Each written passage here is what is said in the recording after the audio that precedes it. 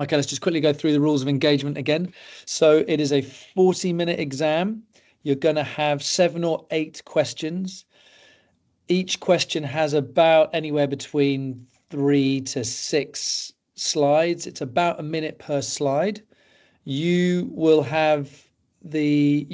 log on about 20 minutes, I think, before the exam or something, and be given the code to download it. So you'll have the Viva at your end, and the examiners who are online will be watching your screen. So in other words, you're not going to have a problem with the dodgy internet like you might have today. So you'll have nice pictures at your end. You can pause them, scroll them. You're in charge of the screen. The examiner will help tell you when to go forwards. Normally it's like, look at the slide, answer the question, move on. Look at the slide, answer the question, move on. It's about a minute per slide. If the examiner is hurrying you on, it doesn't mean that you're doing badly. It just means that we have to get every single candidate to get through all 7 or 8 questions. So hence there is a certain cadence that you need to go through. Go for the money. Don't sort of try and spend 4 minutes on one image. There can be multiple images per view. So I've tried to put this together a little bit last minute. I'll try and be a bit more organized next week. But these are the kind of style that it will be for the exam, okay? I think you probably all know this. You've been through it a couple of times. Rob, do you want the first one? Sure. Cool.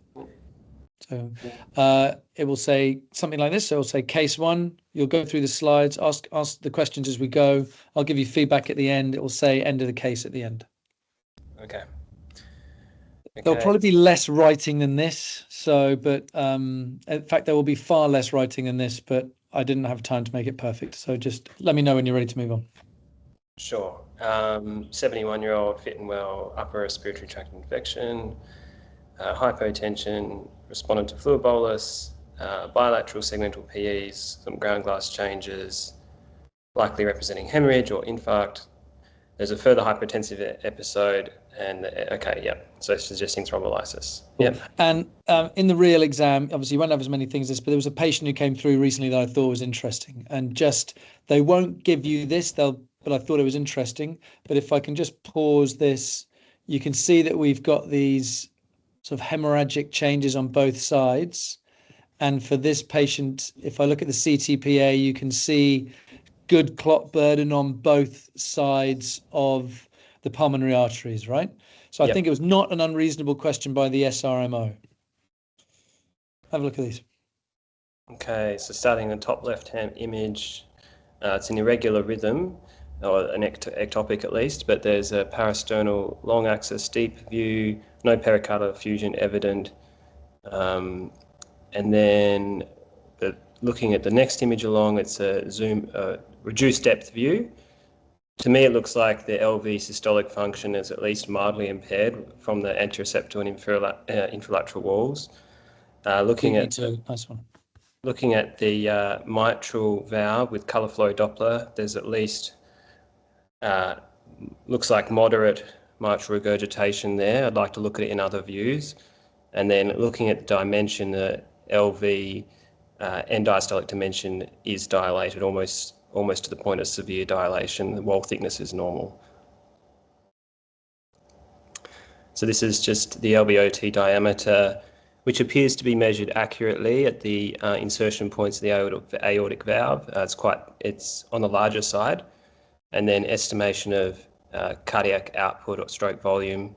The stroke volume is normal, and the cardiac output is it's quite high, 7.7 litres per minute. And looking at the measurement accuracy, that looks like it's been done correctly at a heart rate of 106. Yep.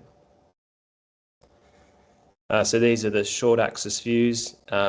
So beginning to see that there's some abnormal septal motion here at the base and mid level. Again, the LV systolic function looks at least mildly impaired, probably or moderately impaired now. And then we've got colour flow Doppler over the tricuspid valve, and there appears to be there is at least some mild tricuspid regurgitation there. I'd like to estimate my TRV max and my pulmonary artery systolic pressures, given we got the history of the pulmonary embolus. So this is on the left-hand image, we have the RVOT VTI, and we could calculate from this the pulmonary valve acceleration time, although that hasn't been calculated. But just looking at the shape as well, just checking to see if there's a sort of W sign, which in the middle spectral Doppler trace, it looks like there could be, which would imply that there's increased pulmonary vascular resistance. The RVOT VTI is reduced, which would imply reduced RV stroke volume. And then looking at the TRV max of 3.2 to 3.35 meters per second, so that's elevated, giving us a RVSP of 45 plus right atrial pressure. So I'd like to see the IVC to see if it's dilated to help estimate RV pressure. What's a 60-60 sign? So the 60-60 sign is used in pulmonary embolism. So you would expect the pulmonary valve acceleration time to be less than 60 milliseconds and the RVSP to be less than 60 millimeters of mercury, which would happen in acute pulmonary embolus. Just bearing in mind that if someone has chronic pulmonary hypertension, they may have pressures higher than 60. Fantastic. Just tell me a little bit more about the flying W sign. Does it tell you anything else? You talked about increased pulmonary vascular resistance. Does it tell you anything else? So the flying W sign, so it's, I guess it's early, mid-systolic notching of the RVOT pulse wave trace. So it implies that the PA pressures are elevated because of that. Yeah. So this is the apical 4-chamber view on the left, and then with colour on the right. We can see that there's an anteriorly directed mitral regurgitation jet, which I'd like to look at more closely with a zoomed in view and putting spectral Doppler across it. But given its eccentric jet, it's going to be at least moderate in severity. The left atrium, I'd also like to quantify its size. Looks like it might be at least mildly dilated. The RV, looking at the longitudinal function of the RV here, looks to be preserved, but I would like to also see the RV free wall function and specifically doing RV focus view to see if there's any evidence of McConnell sign or free wall akinesis. So I guess the question I got for you is, with this echo change of management, your RMO has called you to think about thrombolysis. Yeah, so the echo does, I would like I said, I'd like to see more evidence of what the RV free wall function looks like.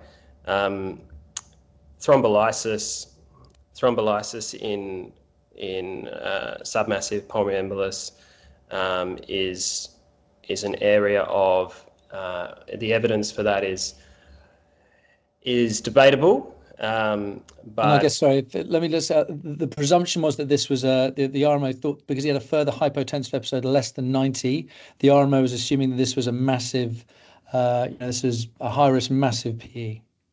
Yeah, I think we have to be cautious with that, given the patient has impaired LV function, and we couldn't necessarily be convinced that it's all coming from the right ventricular failure. Great job. That's good. So that is very nice cadence, mate. If anything, it's almost a little bit too quick, but I think that's on a really, really good wicket of trying to sort of just, it's punchy. It's punchy. You're going to the money straight away, and let the examiner kind of lead you if they're looking for a little bit more. So we have on the day there are going to be 3 different teams of examiners, 2 examiners, and then you'll be talking to one examiner at a time and the other one will be doing the marking. Because we've got 3 examiners, there'll be very specific language that we're allowed to use to give you prompts. So it'll be the same if Rob, you're being examined by me and Michael's being examined by Vinod down in Melbourne or whatever. So if you do get prompts, don't freak out. It's just about trying to align you with where we're trying to get the examining going. but you're not allowed too many prompts. When we start to talk about more than half of the slides, if we're able to give you a prompt, just bear that in mind, that's when we start going, maybe this is a borderline pass. If we have to give you lots and lots of prompts to try and get you in the right direction, because it should be fairly obvious and potentially a little bit more obvious than these last minute questions I put together. Just bear that in mind, okay? So each one that you'd be given would either be given as a pass well, pass, borderline fail, or fail. And you're not allowed to fail more than 2 questions in the whole thing. Okay, so that would definitely have been a pass, but I think we slipped up on a couple of things that we might be able to do better to get that to a pass well. Okay, so let's just come back to a few of them. So so you called that top left image where you said that there is no effusion. And I agree there's probably no effusion, but you can definitely see something sitting behind the heart, which is that guy's pulmonary hemorrhage, right? So I think in the prompt might have been for that one, can you tell me a bit more about behind the heart or something like that? Because I agree there's no effusion, but there's definitely something there. Yeah. So again, just be careful with flippant language.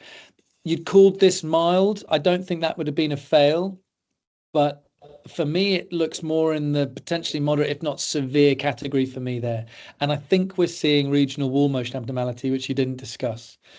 So that might be in a way that would have just pulled you down a little bit, because I think the anteroseptal wall is hypokinetic and maybe that infralateral wall is akinetic. Again, not hard and fast passes or fails, but at least start to talk about it. Because I think if you're seeing bad LV, the thing that I want you to start thinking of is, well, hang on, if this guy's got a PE, why have we suddenly got regional wall motion abnormalities?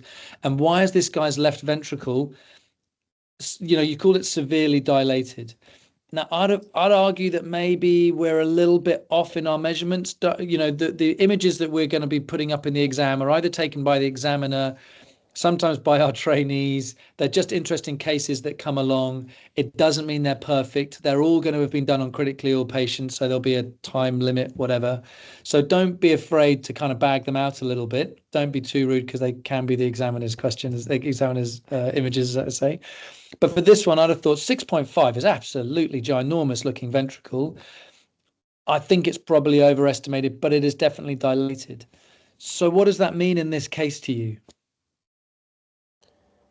Well, we got other potential causes nice. of hypotension, yeah. And it's not his first rodeo, because you don't get a left ventricle suddenly dilating up. So he's definitely got a PE, but I reckon that's knocked his quite fragile heart. And if I had a PE of the same size, I might be a bit breathless. But for him, it's knocking him sideways a little bit, and he's becoming hypotensive because his LV might not like it. So it's just those kind of, the exam is meant to be highly clinically relevant. That's the whole point about the DDU.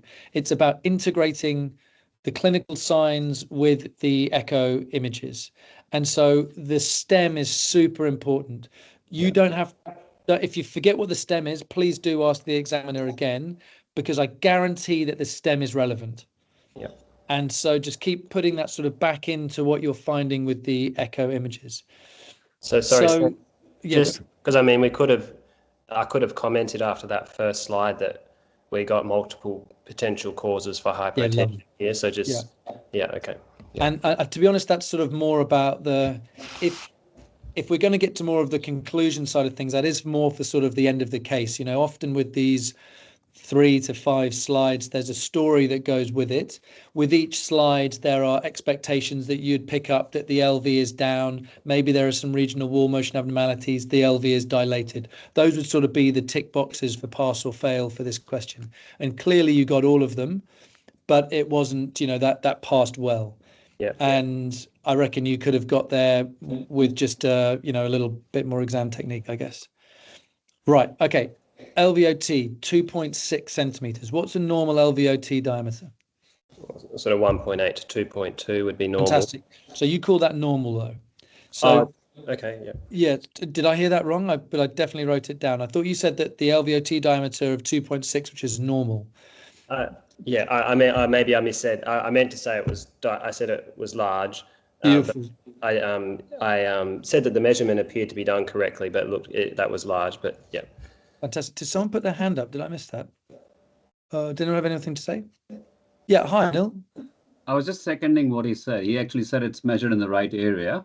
Oh, I don't think he really said it's the. I think he just did not comment on the size itself. I do have a question, but I don't want to interrupt. I think it's going great. Just continue. No, you sure? Please interrupt. It's meant to be very interactive, these sessions, and not super formal. Sorry, I'm not being rude. I'm just working. Sorry? So, is it important to mention the MR in the context of LV function in the first? Yeah, I think the examiner, absolutely. And I think more it's going to be, not so much in this case, I guess would be my short answer. In other cases, such as when I'm going to show a case of severe MR in a moment, it's highly important. For this case, the examiner would steer you away. If you start to go down that rabbit hole of talking about the MR, they'll probably just say, don't worry about the MR, just you've recognized it, move on. So in short, not for this case. When it will become relevant, it's normally not that subtle, because I don't think this MR is massive. I don't think it's contributing a huge amount to it. I think its MR's there because of the dilation. I'd love to hear that. You know, this MR might be there because we've got a bit of dilation. You've got some regional wall motion abnormality, which means you've got some tethering, which is why you've got the eccentric jet. To be honest, now you've said it, the exam group would have probably picked up on that. I'd have probably taken it out of the exam to avoid any confusion. Normally the exams are pretty, just like for this case, the key facet is that probably we wouldn't, you know, there's contention about whether to give thrombolysis. The LV's down. I think we better think about other things. That would be the emphasis of this case, and hence the echo is really important to add more information in, which you wouldn't have if you didn't have the echo. So it's that kind of thing for the cases, I guess, is what I was trying to demonstrate here. But we'll chuck in things like this, which happen all the time in clinical practice, and I'd expect the pass here for me would have been LVOT diameter of 2.6. I think that's a bit overcalled. I've got an LVOT VTI of 14, but a normal stroke volume. Why have I got a normal stroke volume when I've got an LVOT VTI which is reduced? Because a normal LVOT VTI is, Rob? 18 to 22. Fantastic. It's because of the large end diastolic. Yeah, but it's also because I think we've got that measurement, I think, is probably wrong. Yes. Because 2.6, unless this is a huge human being, then it would be, it's going to be out, which overestimates the stroke volume then in the cardiac output. Yes. So I think that's what would have been the past bit for that one. So I would have probably, if I'd been listening properly, I would have maybe changed my mind, but I would have probably marked you down on that one. Yeah. And then all of this was fine. Again, you talked about moderate impairment. I think it's probably a bit more than that, but that wouldn't be pass or fail. But I do think there are regional walls, right? I do think this lateral wall is akinetic compared to the septum. There is a bit of a septal bounce in there. So I agree. I think it's probably not the best case in the world. It'll probably be more obvious than that. But again, those are the things that meant I wouldn't have given you a strong pass. But this one, we talked about increased pulmonary vascular resistance with the flying W sign. That is correct, but the flying W sign, if you can remember, it happens because of a reflection that sort of bounces back, something to do with harmonics. I don't quite understand, to be honest. But the flying W is a sign of pre-capillary pulmonary hypertension. Yeah. So absolutely, this patient has some pre-capillary pulmonary hypertension, probably from the PE. So that's the effect of it. And the 60-60 sign you knocked out of the park. So yes, increased pulmonary vascular resistance, but it's of evidence, particularly of pre-capillary. If you have post-capillary, like raised left atrial pressure, pulmonary hypertension, you just have the reduced pulmonary acceleration time, but it still looks like a V. Yep. Cool. Yep. You smash that one. Again, eccentric MR because of the tethering, because of the regional wall, and maybe raised left atrial pressure. But the RV is not the size of a house. I think for the RV to be causing pulmonary hypertension, as to be caused a massive PE, you need to have a bigger RV than that, and you picked all of that up. Cool. So pass. Probably not a pass well for those reasons. Any questions about that from anyone? Okay, happy days.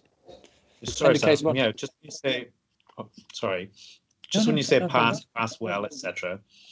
Can everything be just a pass?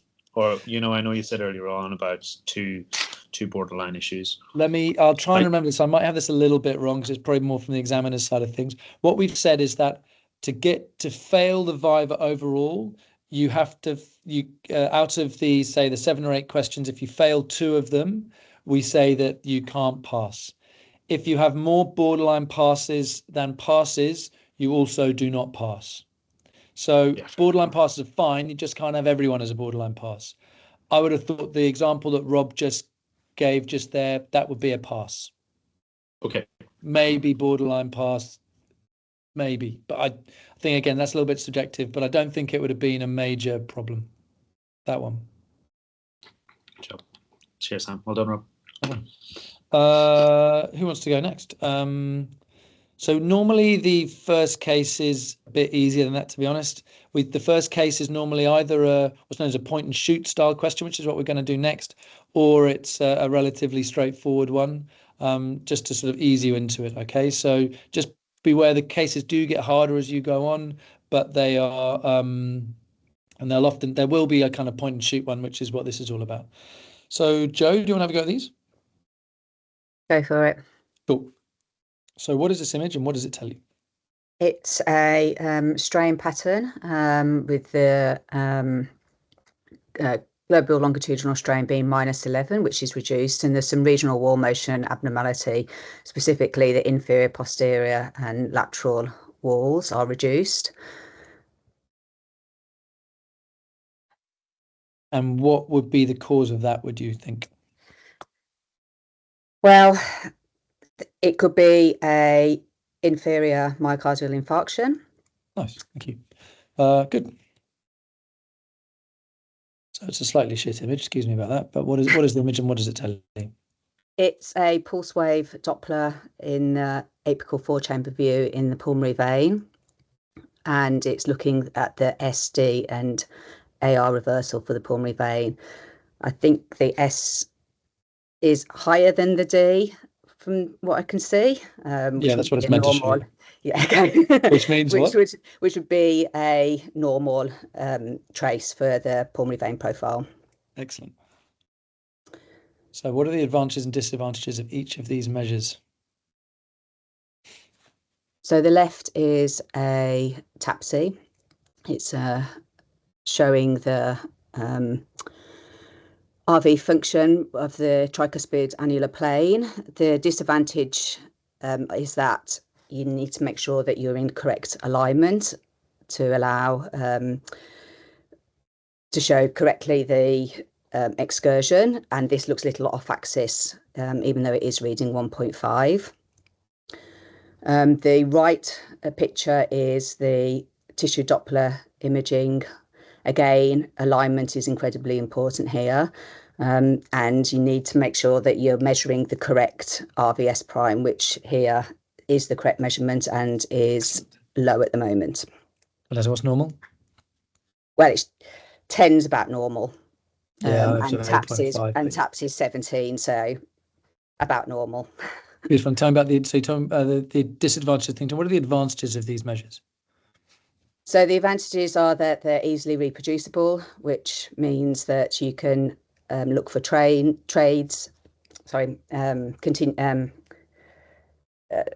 serial imaging. You can look at, so it's that they're easy to measure, and they give a good idea of the longitudinal function of the RV, which is the main way that the RV contracts. The disadvantage is that it doesn't allow you to see the RV free wall, so you miss out on that radial contraction of the RV. Yeah, not bad. I think I did. That's all I had for that one. Yeah, nice. Let's just go through those. So very nice. They call this a bullseye plot or a strain plot. Very nice indeed. I think it would be nice if you could have told me that the dark red is the more contraction. Again, give yourself a little bit about strain. A bit more. Okay. And then you said the LV function is down. I guess it would have been nice to have heard a little bit more. We'd have probably prompted you on that, to be honest. Minus 11 is probably more in the severe category. 17 being normal, 15 mild to moderate, less than 13 moderate to severe. And absolutely, you picked up very nicely that it's sort of that circumflex territory or inferior coronary artery distribution. So you've got relative apical sparing, and it's mainly around the basal and mid So yeah, that's very nice. You got that despite showing your horrible picture.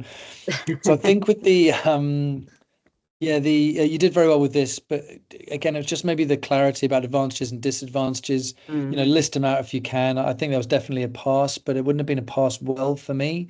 Again, it says pretty clearly what we're asking for. TAPSI, in terms of the advantages, the big one for me is that it's a standard part of every image because it's really easy to do.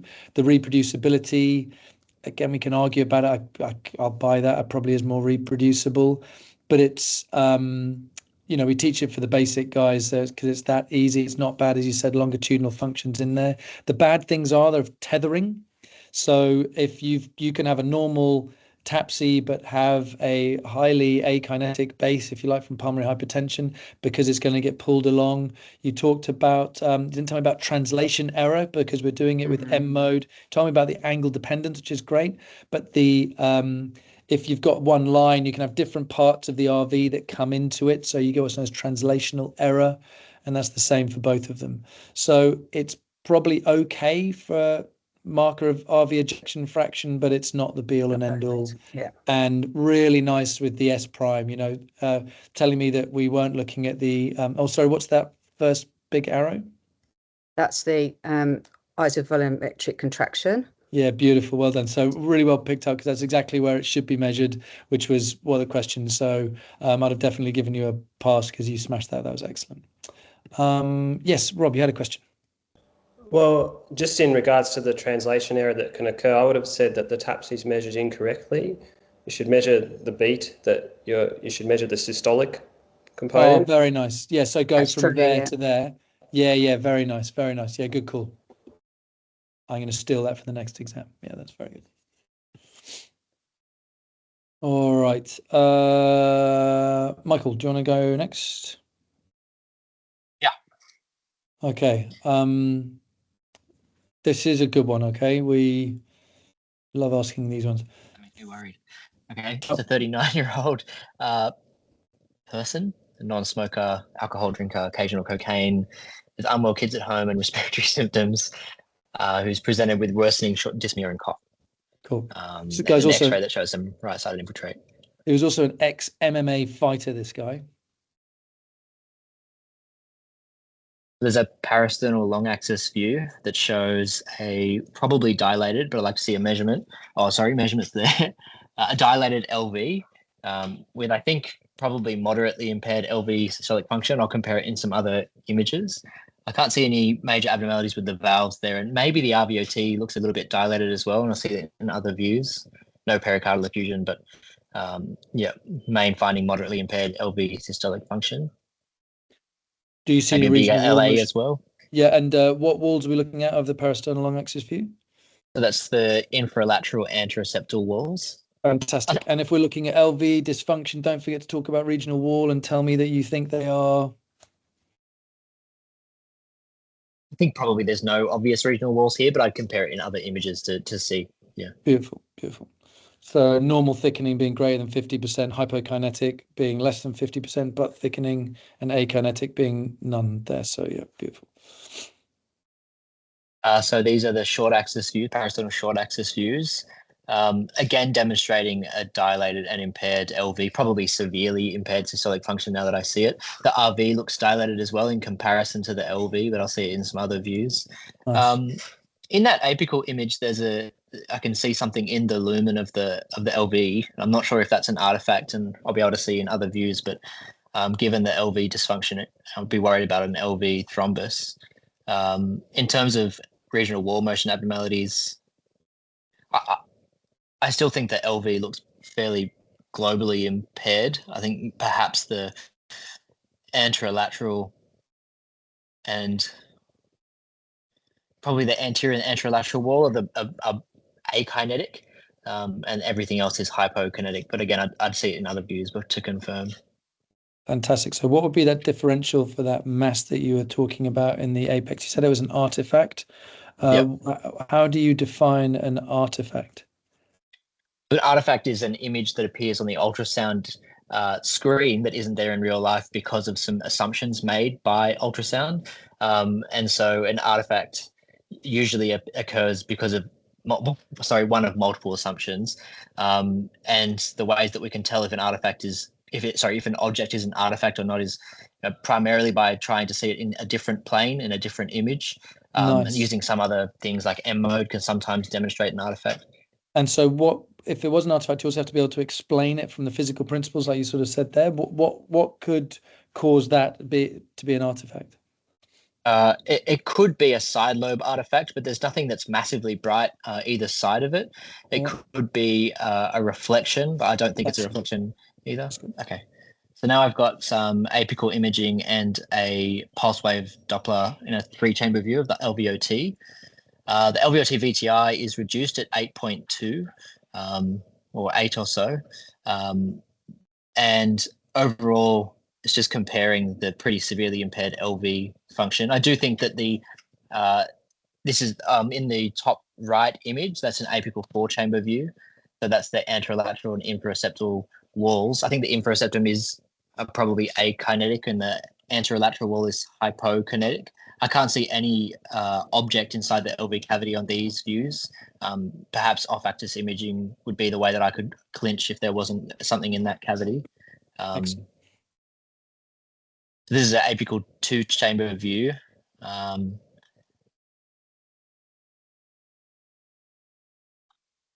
Again, severely impaired LV systolic function, probably a mildly dilated left atrium, mitral valve opening without any obvious masses. Probably overgained this image. There is, it's getting there, Sam. There's an object in in the apical region adjacent to the inferior wall near the apex that looks very, very bright. I can't tell if that's part of the endocardium or in the LV cavity, but I will be worried that could represent an acute thrombus inside of the LV. And so what would you like to see next? Well, I guess color imaging up in that apex with a low scale could be used to see if it opacifies well, or other modalities of imaging like a contrast echo. I'd love to see a cardiac MRI, but okay. So in these images, I was thinking more about off-axis imaging, as well. I think you did mention it before, but absolutely. Okay, so this more obviously demonstrates that mass in the LV apex, which most likely represents a thrombus. It's very bright, so it's likely an acute thrombus. In the bottom left image, which I think is an off-axis sort of short-axis view, it does look like it's slightly mobile, whereas in the other images, it doesn't look quite as mobile. But I'd be really worried about this being an LV thrombus in this person with severely impaired systolic function. Yeah. Any other differentials?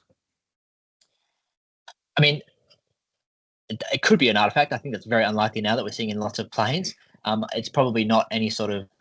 It could be a tumor, often a secondary tumor inside of the LV cavity rather than a primary tumor. Endocarditis is a very slim possibility given that it's not associated with valves, but not impossible. By far, I think the most likely thing is thrombus. Beautiful. If I asked you to try and determine whether the left atrial pressure was raised or not, what would you need imaging-wise? So I'd want to see mitral valve inflow, and I'd like to see tissue Doppler of the mitral annulus, both medial and lateral, to look at the E prime values. And I'd also like to see the size of the left atrium, so zoomed image with a measurement of the LA volumes in both apical 4 and apical 2 chamber, and then evidence of TR with a TR Vmax velocity measured. So I can tell already this is raised left atrial pressure because the E to A ratio is very elevated. I think on average just above 2, but the first one's 3. TRV max is greater than 2.8. The E to E prime value is, the average is only 12, which is below the cutoff of 14 in someone in sinus rhythm. However, I do think overall and there's a left atrial area, but not an indexed volume, which is the number that I remember in my head. But I do think this left atrial pressure is raised because of that E to A ratio. You don't need the rest, but it helps. Okay, so we went ahead and did a contrast study as well. Yeah. Is there any other sort of extra information that's provided by this? I mean, it confirms that thrombus is there. I think perhaps it does show the attachment of the thrombus to the LV wall, because you can see a little bit of contrast sneaking around on the apical side of the thrombus. So maybe indicates that it's slightly more mobile than I thought on the prior imaging. I don't think it shows too much other information that I can think of. Okay. Very nice. Okay. Solid pass. Very, very good. That probably would have been a pass well. Again, one minor prompt looking into that. Good pickup on picking up. Good pickup on the thing in there, on the potential mass or artifact in there. Very nice discussion on that. RV dilation, I think, is important. Just highly trabeculated, quite thickened RV free wall. Again, as with Rob, I think we've got a dilated LV. Talking about this not being acute is important. You know, if I've just shown you, telling you he's got septic shock, or no, I didn't tell you he's got septic shock, did I? I should have told you he's got septic shock. So so that means that he's obviously could have a septic cardiomyopathy, could have be hypercoagulable, is what the sort of thinking comes through with this. So if you're seeing shitty ventricles which are dilated, that kind of means that it's not super acute. Left atrial size, again, being dilated, again, not super acute, pointing towards something chronic rather than this happened with the infection. But he's hypercoagulable with a shitty LV. He's at risk of thrombus, is where the sort of theory goes. And so looking for regional wall motion abnormalities, I think, just like you said, we do have areas of akinesis compared to other areas that are just hypokinetic. So off-axis imaging is key. Going through the differential, as you said, thrombus, infection, tumor. And that's where this comes in, because, and it's probably just me being a bit geeky, but the idea that thrombus doesn't have any contrast in it helps tell you that it's a thrombus, not a tumor, because if it's a tumor, it's highly vascular. It's not perfect, but just a way to try and get a bit more information about it. Okay. Very nice.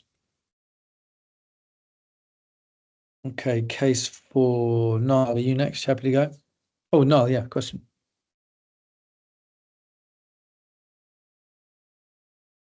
Oh, you're on mute. Sorry, so just a question there around your contrast for the thrombus. Do you, with regards just putting a color box over that at all? Do you do that? Yeah, my friend Faraz Pathan calls it poor man's contrast. So absolutely, you should, and it's so it is absolutely a standard part of the imaging. And I'm sorry I'd missed it out. But if you are going to do it, you make sure that when you're talking about the imaging of it, you're focused in on the area that you're interested in. You lower your scale and you have your focus over that area. So those are the keys to doing it. And as you can imagine, it's not perfect. It's a way of doing it, and you're looking to try and make sure that the that mass doesn't sort of go over the top of it. Oh, sorry, the color doesn't go over the top of it, which would suggest more an artifact. So yeah, great question. It absolutely is, and I'd expect a candidate to mention that as like, what further imaging would you like? Might be a common question, and so you'd say something along those lines. Yeah, Rob.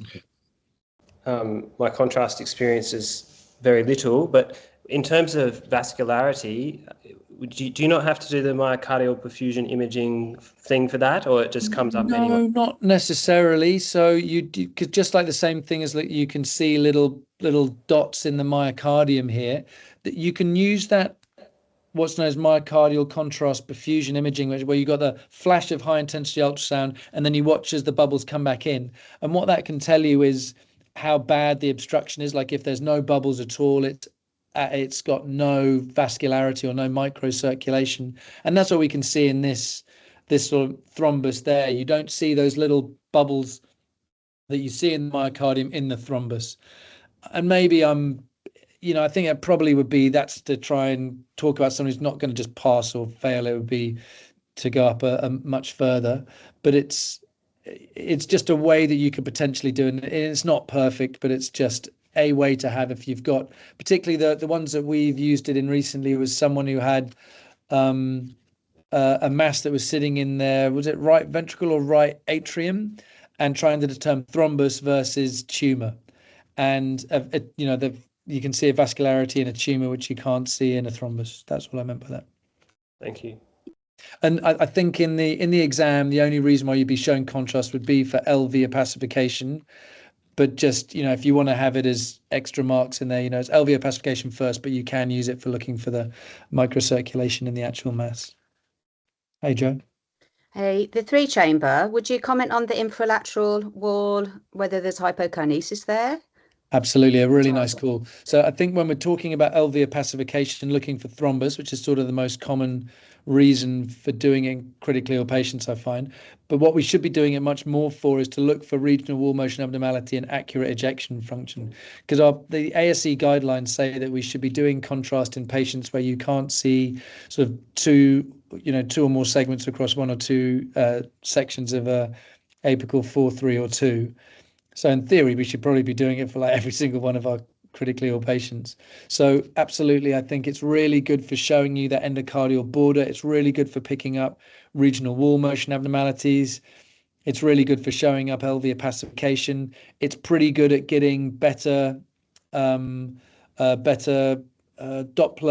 profiles because of the higher acoustic impedance, and then it can potentially be good for perfusion stuff.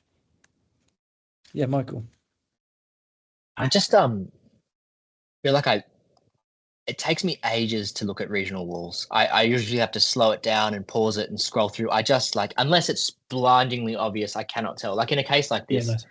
It would take me ages. So that's why I guess and what do you think exam technique wise? Do you think it's more reasonable to be like, I don't know, because I'm gonna waste minutes looking at that. I don't know what you think. No, you did it perfectly, mate. It's just so it certainly would not be pass or fail. I think regional wall. I think, as you well know, but like between experts, they disagree on it. What you do absolutely have to know is which wall you're looking at. I think that would be the pass or fail bit, and then knowing the distinction between what is normal, hypokinetic, akinetic. And I think the way that we'd mark it is saying, you've got to have a reasonable idea. If it's blindingly, obviously thinned, akinetic, I still don't think it would be pass or fail. I do think that this section, you look at the top right, that sort of anterior section looks thinned and a bit brighter to me. I think that is clearly akinetic. Versus this part here, which is sort of more of the anterolateral wall, which is probably hypokinetic and thickening. Yeah. I think we've got some significant coronary artery ischemia, probably in some of that LAD territory. I think that if you look at the top part of the heart, I think that's not thickening at all compared to if you ever look at sort of the base of the heart in sort of that, that inferior lateral section, But I don't think it's pass or fail. I think as long as you've got a system of doing it and you're not saying something like it's utterly normal, there's normal ejection, but I think that's fine. I think the way you've all been doing it is totally fine. Okay. Probably got time for one more. This is a cracker. Niall, do you want to do this one? Sure. And Neil, are you sitting this time? I'm too early in the piece. You're in there, but fantastic. Well, I hope you don't. We'll probably focus on the guys who are doing the exam then, which includes you, Niall. That suits me well, actually. Nice. Niall, go for it. This is again absolute classic. So have a crack on this one. Oh, and tell me after you've read the stem, tell me what the case is going to be and what you think the case is going to all be about. Okay, so 6-year-old male, STEMI, 100% occluded, CERC, stented and in cardiogenic shock. What am I going to show you? What are you going to show me? You're going to show me hopefully an obviously abnormally functioning left ventricle, hopefully perhaps a regional wall motion abnormality, evidence of perhaps increased left atrial pressures, maybe some mitral regurgitation. I'd like to be looking at things like mitral inflows, pulmonary vein inflows and stuff. Beautiful.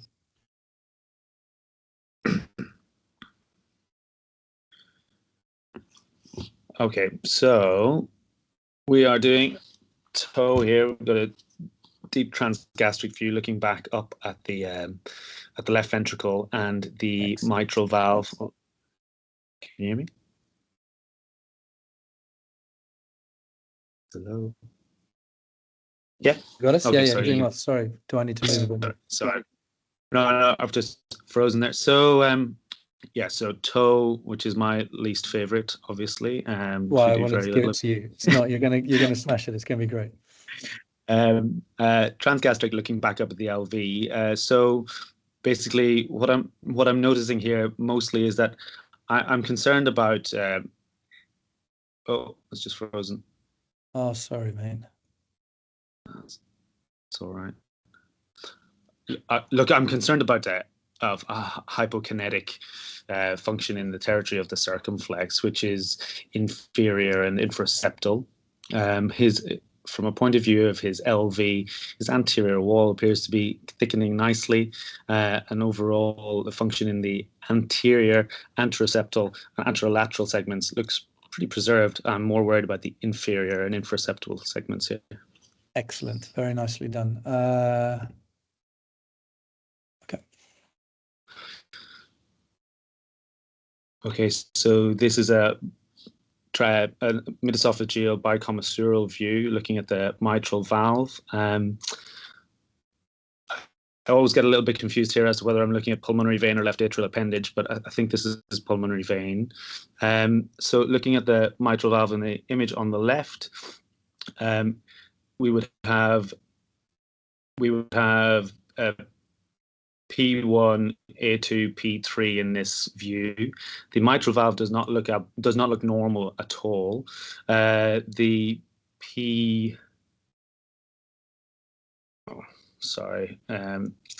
appears that the mitral valve is not coapting centrally, and there is a substantial coaptation defect, and it looks like there is a flail segment of the mitral valve. And then looking What's across the difference between a flail and a prolapse?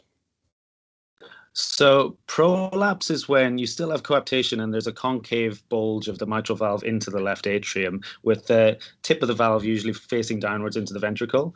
Flail is when there's no coaptation at all, and often you'll see that tip of that valve flick up into the left atrium during the cardiac cycle. Good job. What else would you want to see to determine the severity of the mitral regurg? So with my color box placed over the mitral valve, I would be looking for flow convergence, area of increased velocity. I would be looking for the size of is there a presence of a pisodome, the height of that pisodome, width of a vena contracta, and just the jet itself. So how far does that extend into the left atrium during systole? Is it throughout the whole cycle of the whole systolic cycles, so holosystolic? And then I would also do, obviously, continuous wave Doppler, looking at the velocity, looking at the density of the jet versus the forward flow. And left atrial dilatation is less of an issue. And then I would look back at the pulmonary veins and do a pulse venous profile or a pulse wave profile on pulmonary veins and see if there's systolic flow reversal. Very nice. Okay. So we've got a midesophageal 4-chamber. Now I'm looking at A1, A2, and P1. So this does support the thought that this is looking yet again at the posterior mitral leaflet. I think my comment, just back to the stem, this chap having a circumflex lesion, the anterior lateral versus posterior medial mitral valve. So could we be looking at a papillary muscle rupture as a result of his myocardial infarct, and just the dual blood supply of the anterior papillary muscle would make this possibly a posterior medial papillary muscle infarct. Looking at these, so we're doing What are the bottom images? Bottom image. So I've got a pulse wave Doppler through the mitral valve in the image on the left-hand side, and I'm looking here at an E wave Yeah, and what's is rather than the actual absolute value, imagine it would say 1.5 or something, but why are we looking at that? so we'll look at an E-wave from a point of view of mitral inflows and the idea of left ventricular diastology. So I'm looking at the number, I'm looking at the E to A ratio, and I'm looking at the deceleration time. So Why am I giving it to you less for an than- MR one? Though that's all correct, but I'm giving it to you in the setting of MR. So why is it useful for MR? It gives an idea of the severity of the MR based on the amount of blood flow that is regurgitant that has to be ejected back in. Yep. And so is it greater than 1.2 or is it greater than 1.4 that's significant? Yeah. In the setting that you don't have mitral stenosis, mitral annular calcification, blah, blah, blah, blah. Yeah, very nice. And the bottom right image?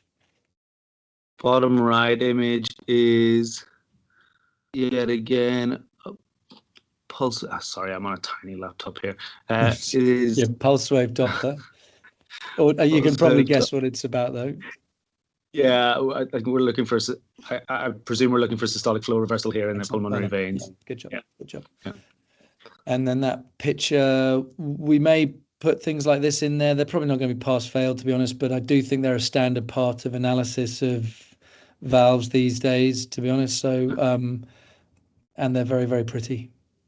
And that will then support your idea that we've got a prolapse as well as a bit of flail of that P2 region, like you said. So very nice. So what's your management? So my management right now is that this is an emergency in the context of an ischemic event. So from a point of view of managing the patient in ICU, optimizing his oxygenation, I would obviously try to also optimize his ventilation, and I would use lung ultrasound to aid me on this. So point of view of establishing, has he got B lines present? Can I diurese him? Can I give him some PEEP to offload that LV? And try to optimize that as best I can. Obviously, the management of his ischemic event, so his PCI, antiplatelets, and I would be talking to surgeons because this, in the context of an infarct, is a acute hemorrhage. Beautiful. So the pass-fail is going to be wanting to talk to the surgeons because that's not going to get better without time. Anil, what am I going to say next? So that was a really solid answer, Niall. Great job, particularly getting the, I guess the reason why I thought this was good for you is because I know that you've been talking about wanting to try and do a bit more toe. So you got the regional wall stuff done. You didn't say that top bit was anterior. You said it was inferior. It was really nicely done. So well done. The only thing that would have probably stopped you getting absolute pass well in this because you smashed out the sorry, was that great? Sorry. Oh, sorry. The getting the leaflets, I think you did those very well, trying to differentiate between the anterior and inferior. You called this, I think you said it was A1, A2 and P1, I think, for some of these. A1, A2, P3 or something you said for this, which I'll take as, you've done, which is fine. Anteriorly directed, sort of eccentric looking jet, flail, prolapse, you got all those right. Anil, what did he forget to mention? In this setting. Yeah, because you said it right at the beginning in the first, because I do think this is where the LV function that you brought up in the first case MR is important, right? Yeah. So tell me, Anil, about the LV function. I mean, in these, just looking at this image, it looks like it is near mildly impaired, if at all, not Okay. grossly impaired. I mean, very close to normal or mildly impaired is what I'm thinking, but it's in the context of the MR. Yeah, very, very nice. So for me, I'd describe this LV function as hyperdynamic. If we had to describe it in terms of ejection fraction, if you imagine you did it from that to that, we'd have something that would say something like 75%. But that's normal in this setting. It's a problem if he's got an ejection fraction of 55. So in this setting, talking about the LV function is really, really important, because if this guy doesn't have a hyperdynamic heart, because all the blood's going backwards, right? Because he's got severe rip-roaring MR because of his new flail from his pap muscle rupture. If his LV function gets worse, he's buggered. So hence why this is a surgical emergency, because his LV is going to fail very quickly. It's like it's sprinting, right? So you need a hyperdynamic heart. If you've got a normal ejection fraction in the setting of severe acute MR, that's a major problem. Okay. In terms of what we can see here, this is the left atrial appendage, though, Niall. It's not the pulmonary vein. The pulmonary vein is just going to be above this little nubbin up at the top here, or you probably see it better on the little left image. So that's got that kind of crescentric shape. That's the left atrial appendage. Above that is where you're going to see the pulmonary vein, but I haven't really shown that very well. And then I guess the only other question where it might have been a little bit different from the way I asked it is talking about the problems with each of these measures. Like, what's the problem with looking at color Doppler? It's because it's an eccentric jet from the coanda, which means that the area doesn't matter so much. So that's another way we could have asked the question, what are the problems with estimating severity of the MR in this setting? I think that's great. Well, that's 3 o'clock. That's probably we'll call it time there. Nice work, guys. That's really solid. I'll try and make them a bit harder next time. Have you got any questions about the exam process? Anything else that you'd like to do? I just realised I forgot to send around any questions this week, written questions. I'll send them around now. No, thanks. You've been fantastic, Sam. Any questions, Joe, Michael, Rob, anyone? Thanks, No, Sam. good, thanks. How's the studying going? You guys feeling okay? I think your knowledge is phenomenal, by the way. I think I've said this to you all before. If anything's going to trip you up, it's not going to be your knowledge. So just keep, if you've got interesting cases, share them, discuss them between each other, practice keeping that cadence, avoid those and ums. It's all about, if you don't know the examiners, and we try to make it so that you don't know the examiners, but if they don't know you, you've got to, fake it till you make it, make yourself sound competent, confident, humble, just the same as in the fellowship exams. It's all about doing the basics extremely well. And, we may show you things that are normal and you are expected to recognize things as normal. So they're not all going to be severe and ridiculous potentially, but just, so it's just, I think your experience is going to keep you in good stead. Cool. All right, guys. See you next week. Thanks, Sam. Thanks, Sam. Bye. Thanks. See you next week.